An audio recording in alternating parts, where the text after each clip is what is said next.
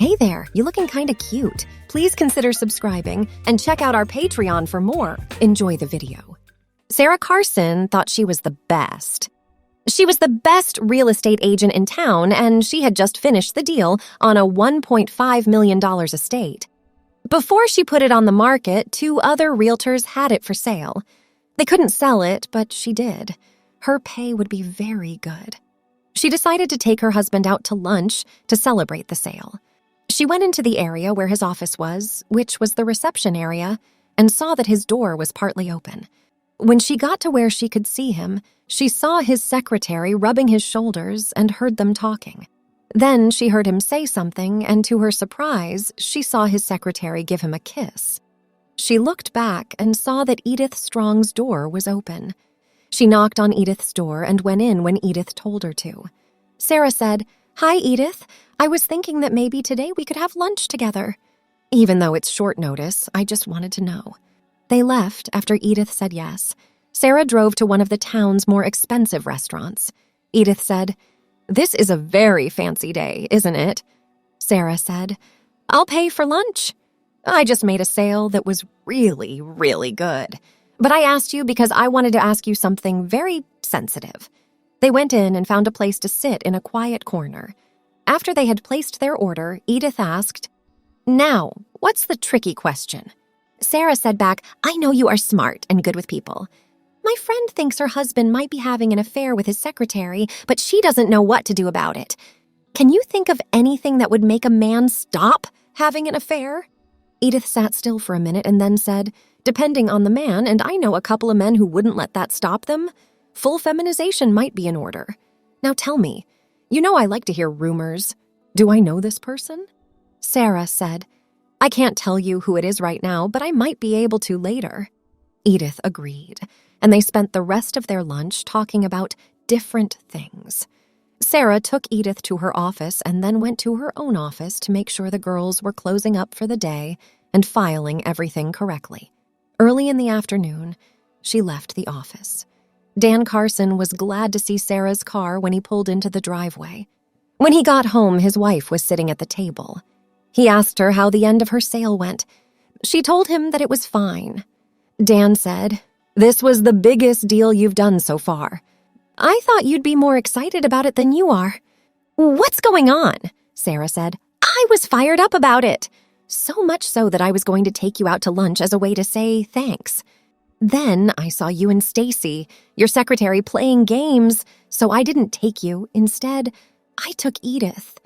"What games?" asked Dan. Sarah said, "You know the little back rub and kissing." Dan said, "Listen, that's something that happened just now. She told me her dad wasn't feeling well. Remember that I told you a few months ago that he had a heart attack and surgery? Well, he's sick again, and the doctor said they might have to operate on him again this week. Stacy asked if she could have the rest of this week and the week after off. When I told her she should be with her dad and could take the day off, she kissed me. I didn't expect it, and it wasn't anything." Sarah said, "I don't believe you. I think you and she are having an affair." Dan said, "I promise I'm not cheating on you. I couldn't hurt you that way." Sarah said, "I know you value your word, but I don't think it's true. If you're not cheating, promise me that you'll wear whatever I tell you. If you do, I might believe what you say." Dan said, "Yes, I don't know what you want, but I'll do what you say until you let me go and trust my word again." Sarah said, "Good. Here are some new clothes." Dan picked up the bag and walked to his room. "Put them on, and then wait for me to bring the rest of your new clothes." Dan put his hand in the bag and took some clothes out. He didn't think it was true. They were tights, nylons, and something that looked like a lacy t-shirt for women. When Sarah came in, he was just standing there. "You said you'd wear whatever I told you to, so get changed, or your word doesn't mean anything." Dan said, "I'll keep my word, but what are you trying to prove by making me wear this stuff?" Dan gave up and started to put on everything. Sarah stopped him when he had them on and gave him a slip to put on. After he put it on, she gave him a shirt to put on. She gave him a skirt when he was wearing that. Then she told him to put on a pair of her high heels. They only had a 2-inch heel, so he was able to walk without much pain and seemed to be at ease. Dan asked while they were eating dinner, How long will I have to wear these clothes? Sarah answered. I don't know. I guess when I think you're being honest. I love you, and I won't do anything to hurt you on purpose. I might make you feel bad, but I'll try not to do it too much. Dan replied. Thanks, but you don't think I'll go to work like this, do you? Sarah said. You'll wear all of this. Unless I tell you otherwise, you can wear anything over it. Okay? Dan said. All right, if that's what you need to believe me, I'll do it. Sarah thought Dan looked cute in his straight black skirt and white blouse with lace details. They mostly kept quiet while they watched TV until it was time to go to bed. Sarah gave him a nylon nightgown that reached the floor and said it went with his pants. He put it on, then got into bed. He thought it was a bad dream when he woke up the next morning, but when he got up to go to the bathroom, he realized it wasn't a dream. After shaving and doing the rest of his morning routine, he went to his dresser. He put the black camisole over his head. It was all lace on top and nylon on the bottom. Just as Sarah got up, he put on his shirt. Sarah said, Good morning. You know that nylons will look better with the rest? Pick up a pair from my drawer. Be careful when you put them on so you don't make a hole. Dan went and got his nylons and put them on. Sarah told him he didn't need his socks when he reached for them. He gave a shrug and pulled his pants up. When he put on his suit coat, he thought no one would notice anything strange. He went straight to his office when he got to work and shut the door. Even though it was uncomfortable, it did its job. At 11, Edith Strong called him on the phone to tell him that the air conditioner had just broken and wouldn't be fixed until the next day. She told him they were going to meet at 1:30. He told her he'd see her then and ended the call. By 11:30, the office was starting to get warm. He took off his coat and went back to work. He was so focused on his work that he didn't notice that he had to meet Mrs. Strong in 5 minutes. He went to the bathroom quickly. When he was leaving, he noticed that his undies were showing through his shirt. No one saw him on his way back to his office. He got dressed in his suit and went to Mrs. Strong's office. Mrs. Strong told him to sit down and then said, I just want to talk about where we are right now. We might be able to grow, and I want to make sure we do it right. The room is hot, so take off your suit coat and make yourself comfortable. Dan replied, That's all right, I'm fine. Edith looked at him more closely and saw enough to understand why he wouldn't take off the coat. She said, I was going to talk to you about growing, but I think we should talk about something else.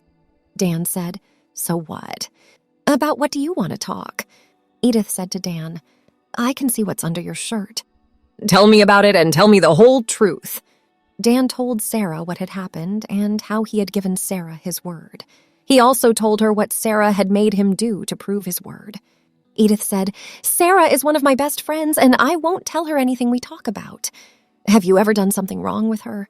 Dan replied, No, I've never even considered it. Edith told her, I trust you. My heart goes out to you. Let me know if there is anything I can do to try to show her that you are faithful. Dan said, I don't know what to say. I'm very grateful for your help. Edith said, I stand behind all of my workers. I think that's why we do what we do so well. When Dan went back to his office, Edith began to think. She liked Dan and Sarah and didn't want to get in the way of them getting married. It bothered her, so she picked up the phone and called Sarah's cell phone. When the phone rang twice, Sarah picked up. Sarah, do you have a minute to talk? Sarah said, Sure, what's up? Edith said, Well, I have something I think will be very interesting to you. I'll just say that it has to do with Dan. When can we get together? Sarah said. Why don't you come over tonight for dinner? We'll eat right away if you say at 6. Edith replied, That sounds good to me. I'll see you at 6. Sarah told Dan to go change into the clothes on the bed when he got home at 5. He went into his room and saw what he needed to wear. It was a black slip and a lace-covered ivory blouse. He put them on, then got up and put on the pastel green skirt. He put on the scarf, necklace, clip-on earrings, and bracelet that went with the jacket. After putting everything on, he went back into the living room. He said, This is a lot of paperwork, isn't it? Is there a big event coming up? Sarah said, I went and bought you 3 steaks to cook on the grill. Put 3 good-sized potatoes in the oven to bake and make 3 salads. "We're having people over for dinner tonight," Dan asked. "Can I go get dressed?" Sarah said no, and Dan immediately said, "You said you wouldn't humiliate me, didn't you?" Sarah said, "I said I wouldn't humiliate you much. I didn't say I wouldn't make you feel bad sometimes. Go put on an apron and start working. I'd like to eat at 6:15. You can wear the apron in the pantry." Dan went to the kitchen cupboard and took the apron out. It was very white and had lace around the edges. A work of art by a woman, he thought to himself. He chose the 3 biggest potatoes and put them in the oven to start cooking. He looked in the fridge and saw that Sarah had bought T-bone steaks. They looked good. He made his best salad by tearing the lettuce instead of cutting it and grating the carrots. He made his well-known salad dressing. Then he went outside and got the grill going. It would take about 10 minutes to cook the steaks. He knew he was the best at cooking steaks on the grill. He went inside and talked to Sarah for a little while. The doorbell rang right at 6. Sarah told Dan to pick up the phone. When Dan opened the door, his mouth dropped. Edith Strong was standing there. After he calmed down, he invited her in. Edith told Dan, "You look great. That green looks good on you." Then when she saw Sarah, she said, "Your husband is so nice." "What are we going to have for dinner?" "I'm starving," Sarah replied. "We're having steaks, baked potatoes, and a salad with a dressing made from Dan's own recipe." Dan got up and went to cook the steaks on the grill. As soon as they started, he ran into the house and put the salads and the bowl of dressing on the table. After that, he went outside to flip the steaks. He went back inside, took the potatoes out of the oven, and put them on the plates. He took the sour cream out of the fridge and put it on the table. He then went outside to look at the steaks. He put them on a platter, brought them in, and put them on the table because they were perfect. Then he asked the women to join him for dinner. As soon as they walked into the dining room, he took off his apron. "That's a very pretty apron," Edith said. "Where did you get it, Dan?" Dan answered. "I didn't get it, Sarah did." "You should ask her." During dinner, they talked about small things. Edith loved the meal, especially Dan's salad dressing, and told him she wanted him to make some for her to use at home. The compliment made Dan blush. After dinner, Sarah told Dan to put on his apron again, wash the dishes by hand, and clean up. "We have some things to talk about with Edith." As they walked to the living room, Edith said to Sarah, "I don't like to get in the middle of other people's marriages, but there's something I need to tell you. This afternoon, I talked to Dan, and he told me that he has always been true to you. Before I say anything else, can you promise that you'll make Dan wear that outfit to work tomorrow? It would mean a lot to me." Sarah said, "I promised Dan I wouldn't embarrass him too much, but I don't know if I kept my promise." Edith said, "It's not to make him feel bad. I plan to use it as a lesson for my staff. I promise that I have no plans to hurt Dan. I think he is great." Sarah laughed and said, "I guess I could tell him to put it on. Still, I'd love to see him there." Edith said, "Good, that's done. Now, when you asked me yesterday, I didn't know you were talking about yourself and Dan. It's true what Dan told you about Stacy. They are not seeing other people. I can show that what you saw yesterday was something that only happened once in a lifetime. I want you to read something." Sarah got a piece of paper from her. It said, "Dear Mrs. Strong, as you know, my father had a heart attack and surgery a few months ago. I spent my vacation with him and his mother. All of my time off for this year has been used up. Now, my mom called to tell me that my dad is very sick and that the doctor wants to operate. I wanted to be there with them when this happened, so I asked Mr. Carson for the rest of this week and next week off. He gave me the okay to leave. I was so afraid to ask him that it took me the whole morning to work up the courage. I rubbed his shoulders while I asked. This is what my mother told me to do when I wanted something from a man. He was really kind about it." Sarah read the letter and got tears in her eyes. She asked herself, "How could I have been so wrong about him? I feel terrible." Edith gave her a tissue and told her that Dan loves her. "I'm sure he'll get it. He can change more than you think. He's not mean at all, and I don't think he even knows what revenge means. I just had to tell you what I knew, because I've known you for too long. I like you both, and I think you are both special. Now, please don't tell Dan what we talked about. Tomorrow at 9, the whole staff will get together. You are free to come. If you want to come, You should be at my office just before 9. You'll get to see how I deal with my workers." "I'll be there," Sarah said. "I wouldn't give up anything to be there."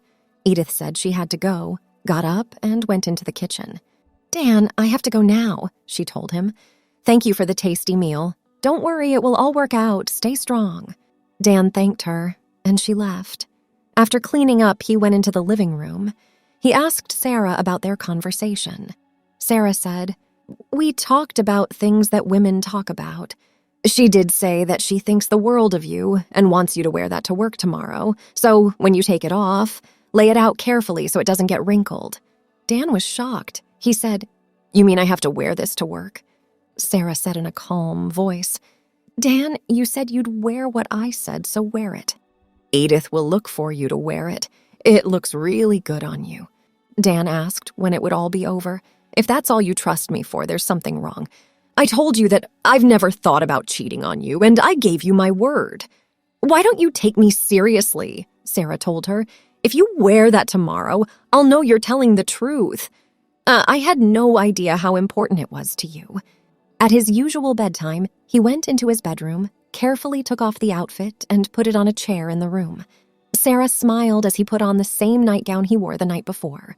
Dan got up earlier than usual the next morning. Dan was almost done with his cup of coffee when Sarah walked into the kitchen. He said, "Today I'm leaving early. I want to get to work as soon as possible. We'll talk tonight." Sarah told him to have a good day and watched as he wore the green outfit and walked out the door. Even the jewelry was on him, which surprised her. She went to get ready so she would have plenty of time to get to Edith's office. Dan typed the reports for the day's staff meeting on his computer. He knew that Mrs. Strong got to work before the other workers, so he wanted to get the reports to her. He heard Mrs. Strong come in when they were done printing. He went to where she worked. He gave her the documents. She looked at them and said, "Very good. I was hoping you'd read them so I wouldn't have to be there." Edith said, "Don't be silly. You work for this company, so you should be there too." "I'll see you at 9. Dan felt sad and went back to his office. He thought about what was going to happen as he sat at his desk. He was thinking, and before he knew it, it was 9. It took him a few minutes to work up the nerve to go to the staff room. He walked in and didn't even have to look around to know that everyone else was there. Edith began by saying, "I've been thinking about where we are right now for the past few days. I've come to the conclusion that we need to grow our business and the services we offer. I think some of you are working too much, so I'll hire some help for those who I think need it. I'm probably going to hire 6 or 7 people. We are a good group, and I want to find good people to join us. Now you want to know what makes a good worker. Being a person of your word is one of the most important things you can do. One person in this room is proving today that he is a man of his word. Please stand up, Dan." Dan was speechless. He didn't believe a word Mrs. Strong said. She asked him again and again to stand up. He stood up slowly. Mrs. Strong said, "Look at what a man will do to show that he means what he says." He told his wife he would wear whatever she told him to, and she told him to wear that today. Now that's a man who keeps his promises. Let it teach us all something. It's not always fun to keep your word. After a few minutes of silence, Mrs. Strong said, "Now it's time to give out the Employee of the Month award." I got a letter that was very well written and asked that one person be chosen for this award. After reading the letter, I would feel bad if I didn't do what the employee asked. So Dan Carson is this month's Employee of the Month. After a round of applause, Mrs. Strong said, "I had thought about Dan before, but I didn't really know how valuable he is to this company until recently. I told you we were going to grow, and now that we're getting big enough, I need to choose an executive vice president. I looked both inside and outside of this company, and after a lot of soul-searching and research, I chose someone. Dan Carson is that person." "Dan, you know that this means a big pay increase. I chose Dan because he has a lot of skills, and I think he can do the best job for us. So far, that is all I have. Does anyone else want to say something?" Someone in the corner asked, "Can someone who doesn't work here say something?" Edith looked at Sarah and said, "Say what's on your mind." Sarah moved to the other end of the table from where Dan was sitting and took Edith's place. After a minute of silence, she said, What you're seeing is a jealous wife. I was so angry that I didn't want to see the truth. I really feel bad about that. I now believe everything my husband says, and I promise to never doubt him again. People say that real love keeps getting better. I know it's real love because my love for her has grown so much in the last few days. Dan, can you forgive me? Is all I have to say. Dan got up from the table and walked around it until he was standing in front of his wife. He took her in his arms and kissed her without saying a word, and they both had tears in their eyes. Edith ended the meeting, waited until the couple left, and then said, Dan, I'm sorry. I shouldn't have done that. Last night after I talked to Sarah, she was ready to forgive you, but I made her promise to send you to work like that. Dan said, That's fine. I think Sarah's speech was the most beautiful thing I've ever heard her say. Thanks for watching. Be sure to check out Patreon for a lot more content and early access to YouTube videos.